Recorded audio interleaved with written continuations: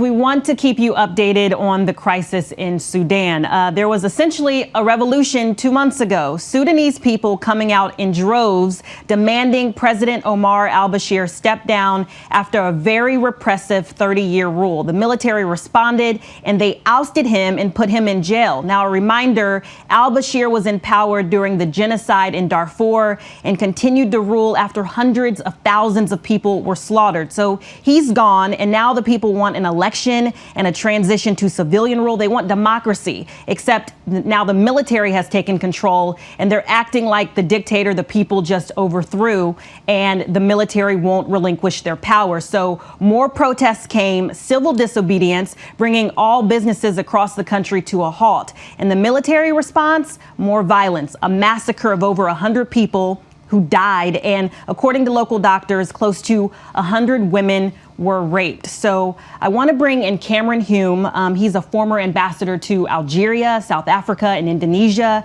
and former top diplomat to Sudan. Cameron, first, thanks for joining us so much today. I think many times people feel like since this crisis is happening far away in a different country that it doesn't affect them, or it's not something that we should be paying attention to.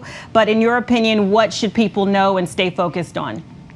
Well, I think what they should know is that, as you pointed out, this government has been involved in a number of problems over the last 30 years. And in particular, I'd look at two things. One is terrorism questions. We've long had a terrorism disputes with Sudan and a terrorism dialogue and terrorism cooperation, and that's been our main policy point. And the other is Darfur. I served there while the Darfur crisis was on, and we got it to end. But the people who were involved in the violence in Darfur are still in the government. It wasn't just Omar al-Bashir. It was other people, and actually I think some of them have acquired more power since then. So I would worry about the potential for a lot more violence than what you saw recently. And we've seen this many times where militaries take over after a coup and things don't go well. Why is it so hard for the military to relinquish power when they agreed to oust the president? The protest happened, they kicked him out, and now they won't give the power up. Well, it wasn't just a one-man rule. These people ruled with Bashir, and they looked at it's like a ship, and they saw the ship was going to a bad place, so they threw the captain overboard. But the same people have their hands on the tiller. And in particular, the force which has come to the fore, this RSF, that is commanded by a person who was in charge of many of the operations in Darfur. And so it's not as if Bashir was gone and everybody now is sweetness and light. Exactly, yes. So I just want to get your opinion on if you think that this will turn into something, anything will change, because an envoy was sent over. Do you think that that's been successful so far?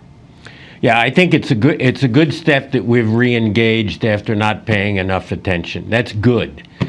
However, I think that coming out of that and saying we want a full investigation, that's a good thing, but that's not going to help the people who are in Khartoum and in the streets next week.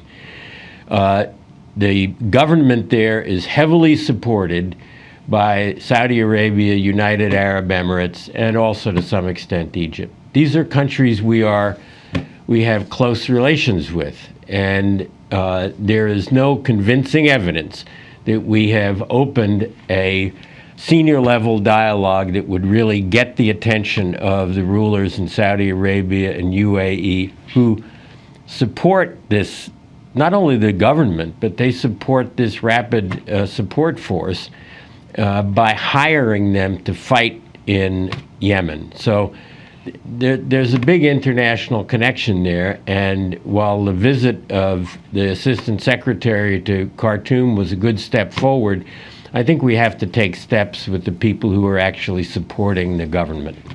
All right, Cameron Hume in our DC Bureau, thank you so much, and we'll continue to keep everyone updated as this develops. Thank you for joining us. Good, thanks. Hi, everyone. George Stephanopoulos here. Thanks for checking out the ABC News YouTube channel. If you'd like to get more videos, show highlights, and watch live event coverage, click on the right over here to subscribe to our channel. And don't forget to download the ABC News app for breaking news alerts. Thanks for watching.